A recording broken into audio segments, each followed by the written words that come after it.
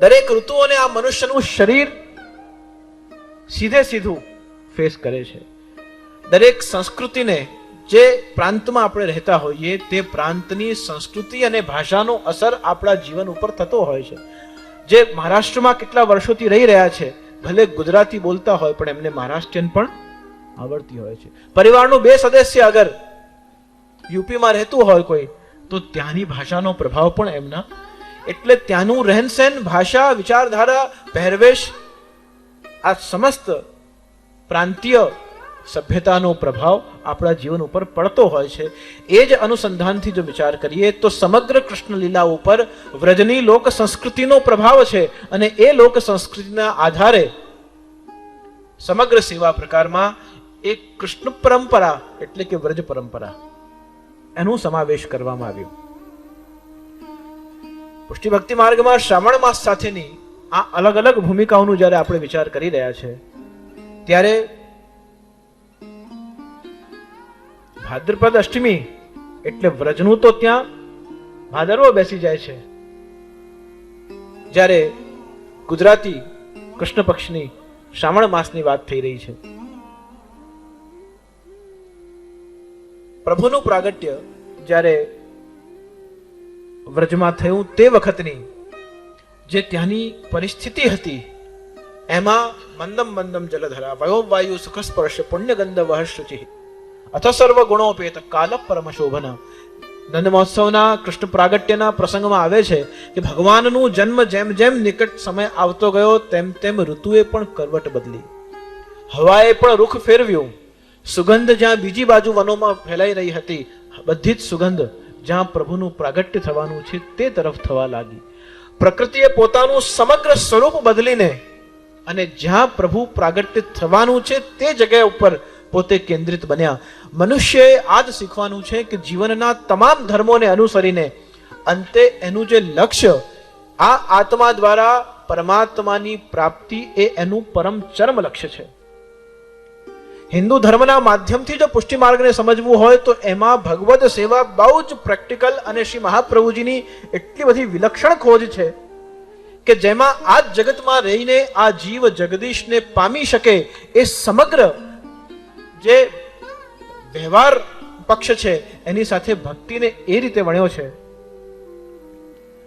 નહીં તો ધર્મસ્ય તત્વમ નિહિતમ ગુહાય, ધર્મ તત્વ બહુ જ ગુહ્ય છે, બહુ જ ગંભીર અને ગહન છે એવું શાસ્ત્ર તો કહી રહ્યા છે. પણ એની સાથે સાથે મહાપ્રભુજી કહી રહ્યા છે કે જો તમે ઠાની લો કે મારે ધર્મને જીવો છે તો કૃષ્ણ પછી દુર્લભ નથી, કૃષ્ણ સુગમ છે, એ સુલભ છે. તો ધર્મસ્ય તત્વમ નિહિતમ ગુહાય બહુ જ ગહન અને ગંભીર જરૂર છે, પણ જો લક્ષ્ય કૃષ્ણ હોય તો શ્રી મહાપ્રભુજી કહે છે કે ફિર સબ કુછ આસાન है. કારણ કે જેમ આપણે છીએ તેમ, જેવા આપણે છીએ તેવા, અને જ્યાં આપણે છીએ ત્યાં પ્રભુ આપણી સાથે, આપણી જેમ અને આપણી જેવા તૈયાર થવા માટે જો અગર કોઈ થનગની શકે એવો જો કોઈ અવતાર હોય, એવું કોઈક પ્રકાર હોય અને એવું કોઈક રૂપ અને સ્વરૂપ હોય તો એ એકમાત્ર નંદ નંદન પૂર્ણ પુરુષોત્તમ શ્રી કૃષ્ણ છે. ગીતાના ઉપદેશ વખતે કહ્યું કે અચૌર્ય એ જીવનનું ધર્મ હોવું જોઈએ, ચોરી મનુષ્ય ક્યારે પણ ન કરવી જોઈએ. પણ પ્રભુનું નામ જ્યારે આપણે પુરુષોત્તમ કે વિષ્ણુમાં જોઈએ છે તો ત્યાં માખન ચોરનું સ્વરૂપ તો પ્રભુનું સહજ રીતે આપણને સુલભ થઈ જાય છે. અહીંયા યોગેશ્વરની વાત કરી, ઇન્દ્રિયાની પ્રમાથિની હરંતી પ્રતિબંબન, અને ત્યાં અનેક પટરાણીઓના સ્વામી થયા. તો શાસ્ત્ર મર્યાદા, જીવનની વાસ્તવિકતા, મનુષ્ય જીવનમાં થતી સમસ્ત ઘટનાઓ અને સાથે સાથે પોતાના સામર્થ્યનું સ્વરૂપ દર્શન, આ બધું એક સાથે એક જ સમયમાં એક જ અવતારમાં જો અગર પ્રદર્શિત થયું હોય તો એ માત્ર કૃષ્ણ અવતારમાં થયું છે. એવું નથી કે ભગવાનના અવતારો અલગ અલગ સમય પર એક એક અવતાર થયા છે. ઘણી વાર તો એવું થયું છે કે એક જ સમયમાં 3 અવતારો પણ સાથે થયા છે. સહસ્ત્રબાહુ, કુર્મ એટલે કશ્યપ અવતાર અને મોહિની અવતાર, 3 અવતાર એક જ સમયમાં એક સાથે થયા. તો 3 અવતાર એક જ સમયમાં સાથે લીધા પણ એને જો ધર્મ દ્વારા પામવું હોય, પ્રારંભ થયો ભગવદ્ ગીતાનો ધર્મક્ષેત્રે કુરુક્ષેત્રે. એટલે ધર્મની પ્રાપ્તિ માટે, સત્યના વિજય માટે આ યુદ્ધ પ્રારંભ થયો છે. પણ જેમ જેમ આપણે આગળ જઈએ છીએ ત્યાં પ્રભુ સ્વયં પોતે બોલવા લાગ્યા કે સર્વધર્માન પરિત્યજ્ય. જે ધર્મની સ્થાપના માટે, જે ધર્મને પામવા માટે, જે સત્યની પ્રાપ્તિ માટે આ યુદ્ધ પ્રારંભ થયો છે, એ યુદ્ધના મધ્યમાં હજુ તો પ્રારંભ થાય તે પૂર્વ ભગવાન એને કહી રહ્યા છે અર્જુનને કે તું તારા બધા જ ધર્મોને છોડી દે. તો આપણા મનમાં સંશય થાય કે એક બાજુ ધર્મની વિજય માટે યત્ર યોગેશ્વર કૃષ્ણ યત્ર પાર્થો ધનુર્ધર તત્ર શ્રી વિજયોર્ભૂતિ ધ્રુવા નીતિર્મતિર મમ, ત્યાં ધર્મનો વિજય થાય છે. પણ અહીંયા ભગવાન કહી રહ્યા છે તું તારા બધા જ ધર્મોને છોડી દે. ધર્મનો મતલબ એ છે કે પ્રકૃતિ, સ્વભાવ.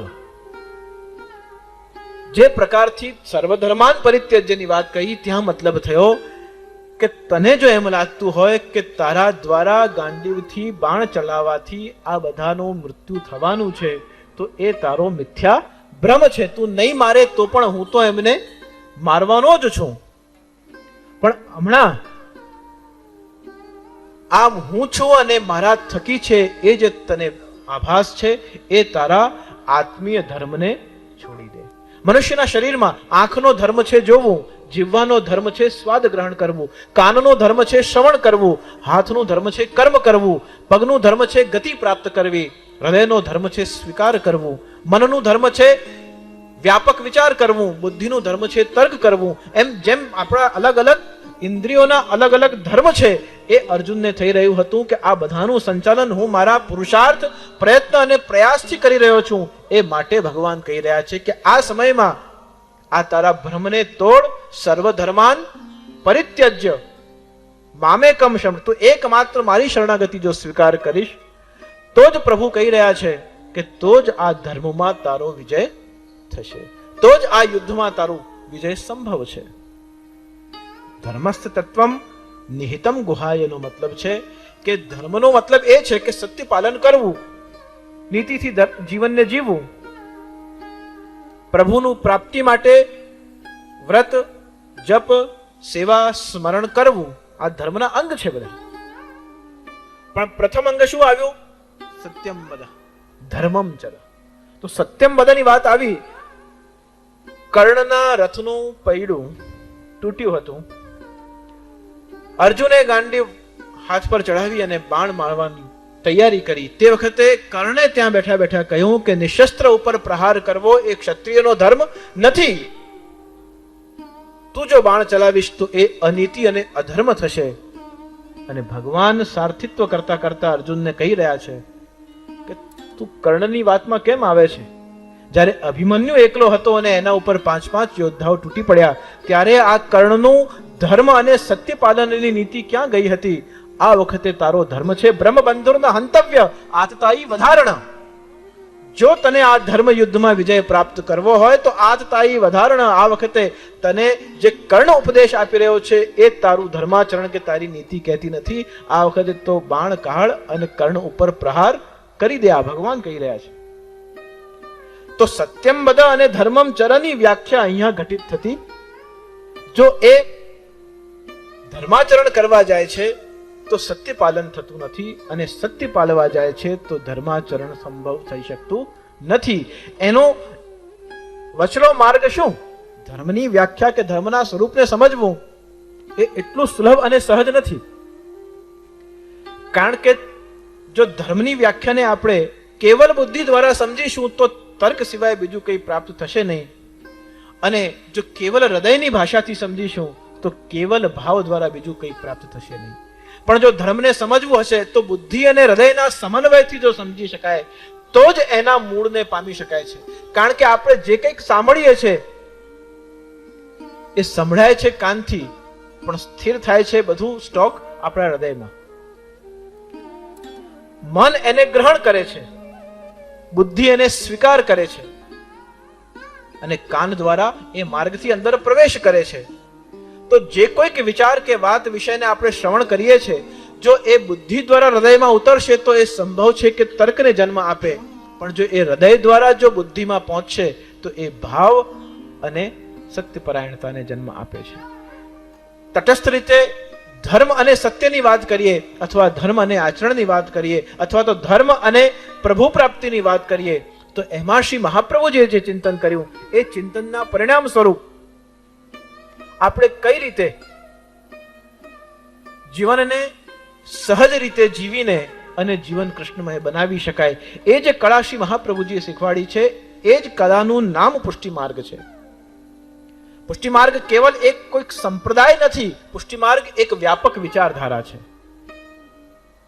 જો કેવલ સંપ્રદાય હોય તો આમાં અમુક જ્ઞાતિના લોકો જ પ્રવેશ પ્રાપ્ત કરી શકે, અમુક વયનો વ્યક્તિ જ આમાં પ્રવેશ પ્રાપ્ત કરી શકે, અને પ્રવેશ પ્રાપ્ત કરી લે પછી એને ઘર સંસાર છોડી દેવું પડે, એને ભગવા ધારણ કરવા પડે, એને અમુક પ્રકારે જીવન જીવવું પડે, અમુક પ્રકારે એ જીવી ન શકે, અમુક વ્યક્તિનું મુખ ન જોઈ શકે, અમુક વ્યક્તિનું જ મોઢું જોઈ શકાય. આ બધા કેટલા વિલક્ષણ સંન્યાસના અને ગ્રહતાજ્ઞા નિયમો પણ એની સાથે જોડાઈ જાય. શ્રી મહાપ્રભુજી તો કહી રહ્યા છે કે આ માર્ગનું નામ કૃપા માર્ગ છે, પુષ્ટિ માર્ગ છે. એનો મતલબ એ છે કે વરસાદનો સ્વભાવ છે વરસવું, ભગવાનની કૃપાનો સ્વભાવ છે વરસવું, અને એટલી વાત નિશ્ચિત છે કે એ જ્યાં જ્યાં વરસે છે ત્યાં હરિયાળી છાઈ જાય છે. પથરા પર વરસે તો પણ લીલ જામી જાય, જલ પર વરસે ને સ્થિર હોય તો ત્યાં પણ લીલ જામી જાય, મકાનની છત પર વરસે તો પણ લીલ જામે. જ્યાં જ્યાં કેવલ વાયુ અને જલનો સ્પર્શ છે ત્યાં ત્યાં લીલ જામી જાય છે. તો આપણો સ્વભાવ કેવો પણ હોય, આપણી જ્ઞાતિ વર્ણ અને આપણું આશ્રમ આસ્થા અને વ્યવસ્થા ગમે તેવી હોય, પણ જો પ્રભુને પ્રાપ્ત કરવા છે એ લક્ષ્ય છે તો શ્રી મહાપ્રભુજી કહે છે સ્વાગતંબો મહાભાગા, અહીંયા કોઈ પણ પ્રતીક્ષાની આવશ્યકતા નથી. આપ જેમ છો તેમ આપ પ્રભુના એટલે કે શ્રી કૃષ્ણના થઈ શકો છો.